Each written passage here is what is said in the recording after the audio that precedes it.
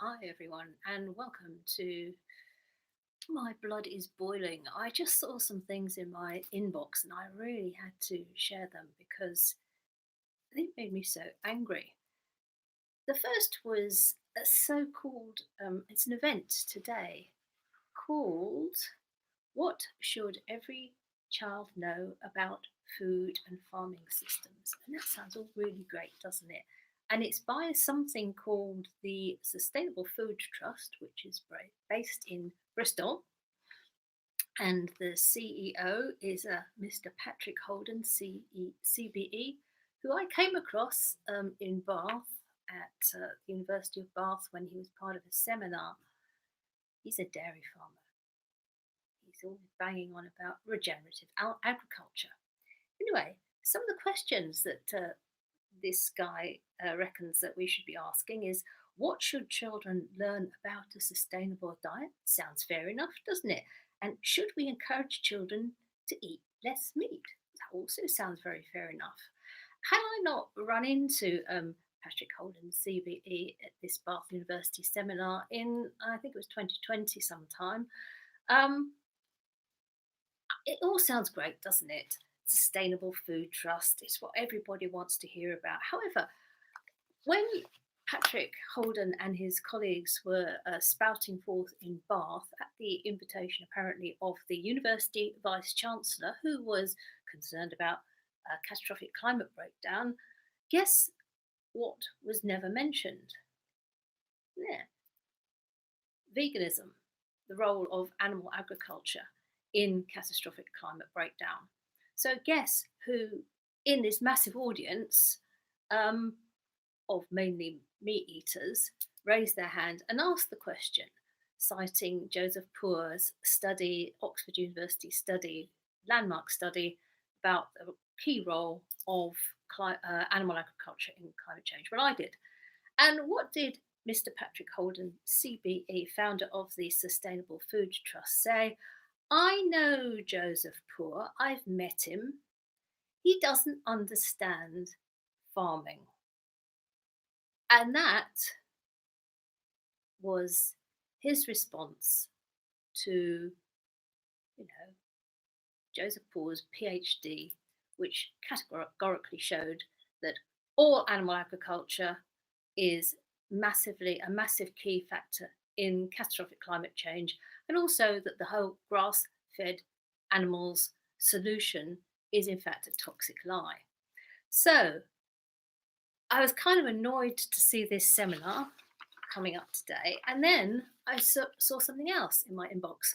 And this is from something called Sentient Media, which is a really great campaigning journalistic organisation. And this one has put out some information, the promises and pitfalls of regenerative agriculture.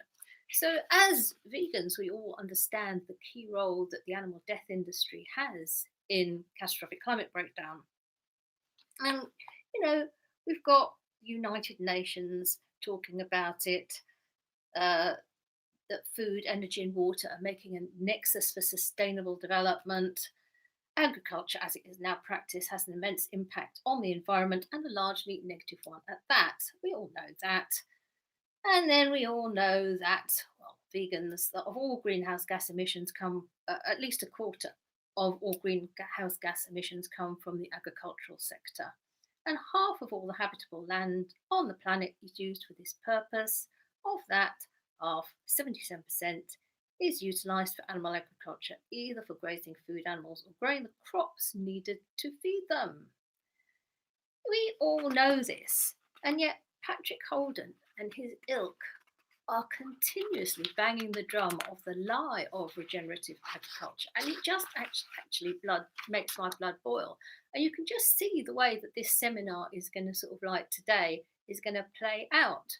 That there's an ostensible sort of like reasonable sort of conversation going on, just trying to sort of like fact find and make some reasonable points, but they're not going to be talking about the key issue of the animal death industry, torturing billions of sentient beings to death for no reason, and its role in biodiversity loss and catastrophic climate breakdown, to name but two.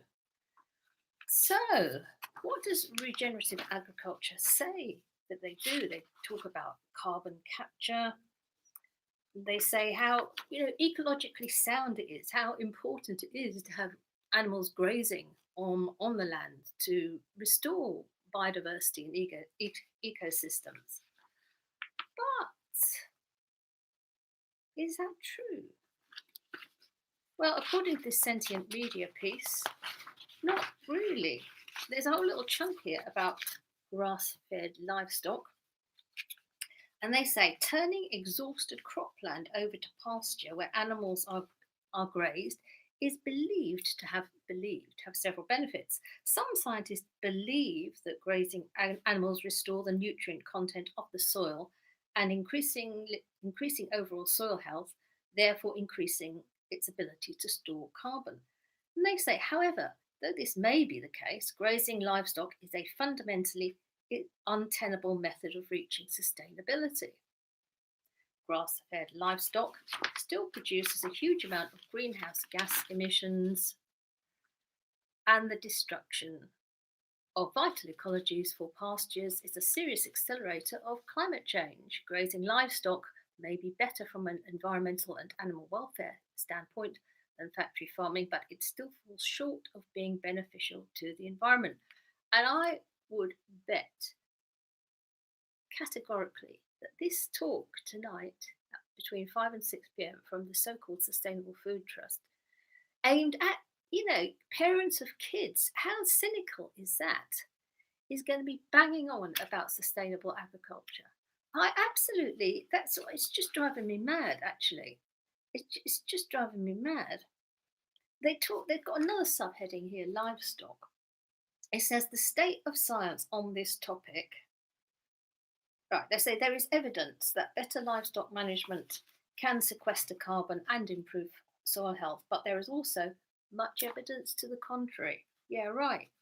The state of the science on this topic remains unsettled, but there is a concern that agribusiness tends to leap onto ideas of better livestock management that distract from the fact that animal agriculture at its core is a major driver of climate destruction. If better livestock management acts as a cover or disguise for further agricultural expansion, pollution, and deforestation, then its so-called contributions to sustainability must be re-evaluated. And obviously, as vegans, our whole stance is animal rights and not torturing billions of sentient beings to death for no reason. But it's the cynical co-option of the notion of sustainability and regenerative anything that really makes me just want to. I was so angry when I read this. I could barely even get to the laptop to do the stream because it's so cynical and these people are just lying and lying and lying. They say here, Sentient Media, experts remain skeptical. Global agriculture, they say, is a huge driver of climate change and is at present radically unsustainable. Radically unsustainable. Regenerative agriculture emphasizes harmony with nature and relies on good soil health and the development of adjacent ecosystems. These traits are undoubtedly an appealing way of addressing climate change. However, it remains to be seen if regenerative agriculture alone can reverse climate change. There is much cause to be sceptical, particularly if the name regenerative masks continued agricultural expansion and the rearing of animals who contribute to greenhouse gas emissions. Regenerative agriculture alone is insufficient in avoiding ecological collapse if corporate agriculture and opportunistic farmers adopt sustainable farming practices without introducing a comprehensive plan to overhaul the farming system. The animal agriculture's contribution to the climate crisis will continue to accelerate. And you can guarantee that that is going to be nowhere in this seminar today between 5 and 6. Apparently the second half of the seminar is going to include question time from the audience. So, maybe they need a few vegans in the audience to sort of put that position. Now, I was going to include some stuff from this great sounding book that I also came across today, but I want to get the book because it just sounds so fantastic. I'll just do a little trailer though. It's called Meatsplaining. Yes, Meatsplaining. The author is Dr. Jason Hannon, who is an associate professor at the University of Winnipeg, at Sydney University Press. And he talks about the idea that the land needs cattle is not just pseudo-scientific bunkum. I like him already. It feeds the dangerous fantasy that by eating beef you're somehow helping the environment, when that's the complete opposite of reality. And he says it's a prime example of what he describes in his book as magical thinking, the full-blown promise of ecological and humanitarian salvation, perpetuated by the likes of Alan Savory, that's the guy that's dreamt up this bonkers idea of regenerative agriculture, and his mega popular TED talk, How to Green the World's Deserts and Reverse Climate Change. Anyway, I'm going to see if I can get hold of this book, Meatsplaining. I'll put the links below. And that's it. I feel a bit calmer now.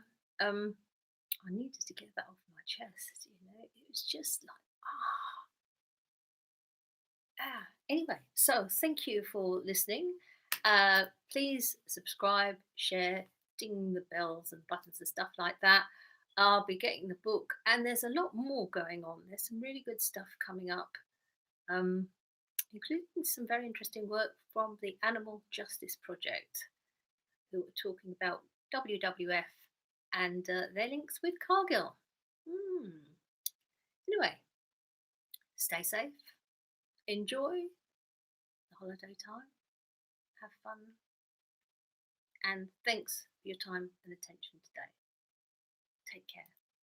Together we can end the war on other animals.